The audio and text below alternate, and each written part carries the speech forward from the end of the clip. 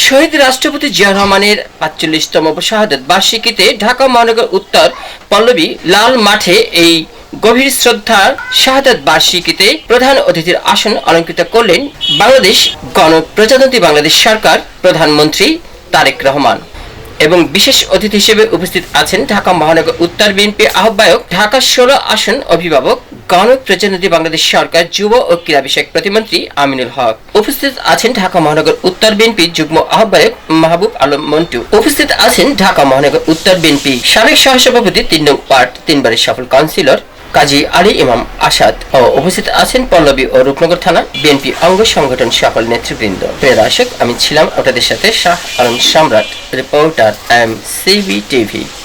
পরিচালনা করবেন রূপনগর থানা বিএনপির যুগ্ম আহ্বায়ক গাজী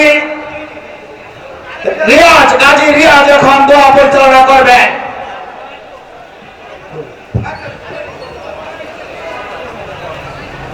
اللهم آمين. ربنا ظلمنا أنفسنا وإن لم تغفر لنا وترحمنا لنكونن من الخاسرين. يا رب العالمين يا أرحم الراحمين. আমরা যারা হাত তুলেছি আপনি আমাদের সকলকে maaf করে দিন। ইয়া রাব্বুল আলামিন, আজকের এই দিনে স্বাধীনতার মহান ঘোষক, বহুদলীয় গণতন্ত্রের প্রবর্তক শহীদ রাষ্ট্রপতি জিয়াউর রহমানের ৪৫তম শাহাদাত বার্ষিকী মাওলা, ইয়া রাব্বুল আলামিন, আপনি আমাদের প্রিয় নেতাকে জান্নাতবাসী করুন। ইয়া রাব্বুল আলামিন, তার কবরকে জান্নাতের বাগিচায় পরিণত করে দিন। ইয়া রাব্বুল আলামিন, আমাদের প্রিয় ভাই জনাব আরাফাত রহমান কোকো বনানীর কবরস্থানে শাহীদ, আল্লাহ তাকেও আল্লাহ আপনি মাফ করে দিন, তার কবরকে জান্নাতের বাগিচায় পরিণত করে দিন। ইয়া রাব্বুল আলামিন, আমাদের সাবেক ৩ বারের প্রধানমন্ত্রী দেশনেত্রী বেগম খালেদা জিয়াকেও আল্লাহ কবুল করে নিন।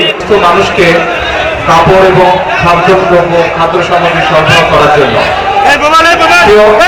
উপস্থিত শহীদ রাষ্ট্রপতি জিয়াউর রহমান আমাদেরকে শিখিয়ে গেছেন তার রাজনীতির মূল লক্ষ্য এবং উদ্দেশ্য হচ্ছে দেশের সেবা করা, মানুষের পাশে দাঁড়ানো। তারই অংশ হিসাবে আমরা আজকে দুস্থ মানুষের পাশে সহযোগিতার হাত নিয়ে দাঁড়িয়েছি। একই সাথে শহীদ রাষ্ট্রপতি জিয়াউর রহমান আমাদেরকে দীক্ষা দিয়ে গেছেন কিভাবে দেশের জন্য কাজ করতে হয়, কিভাবে দেশকে গঠন করতে হয়। আসুন শহীদ রাষ্ট্রপতি জিয়াউর রহমানের এই ৪৫তম শাহাদাত বার্ষিকীতে আমরা শপথ গ্রহণ করি যে আমাদেরকে বিগত ১২ তারিখের নির্বাচনের মাধ্যমে আল্লাহ রাব্বুল আলামিন যে সুযোগ দিয়েছেন দেশকে গঠন করার, মানুষের পাশে দাঁড়ানো, আমরা সেই কাজটি সুন্দরভাবে যাতে করতে পারি সেই রহমত আল্লাহর কাছে আমরা চাই। এটাই হোক আজকের দিনে আমাদের শপথ, এটাই হোক আজকের দিনে আমাদের প্রতিজ্ঞা।